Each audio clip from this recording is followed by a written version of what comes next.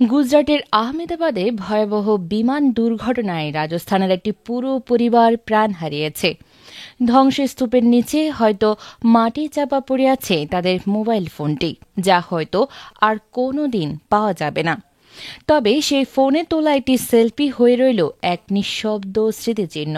বিমানের ২৪২ জন যাত্রীর মধ্যে কিছু প্রাণ হারানো মুখের শেষ উজ্জ্বল চিহ্ন।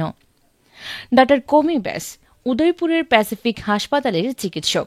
লন্ডনে স্বামী ডা. প্রতীক যোশীর সঙ্গে নতুন জীবন শুরু করতে যাচ্ছিলেন। সঙ্গে ছিলেন তাদের যমজ দুই ছেলে নকুল ও প্রদ্যুৎ, বয়স ৫ বছর, এবং বড় মেয়ে মীরায়া।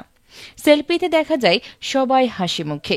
প্রতীক নিজেই সেলফিটি তুলছিলেন। পাশে কোমি, সামনে বসে থাকা সন্তানদের চোখে মুখে ছিল আনন্দ আর উচ্ছ্বাস। প্রতীক কিছুদিন আগে লন্ডনে চলে যান এবং স্ত্রীর সন্তানদের নিয়ে যেতে দুদিন আগে ভারতে আসেন। পরিবার ও আত্মীয়রা তাদের বিদায় জানাতে আহমেদাবাদ বিমানবন্দরে এসেছিলেন।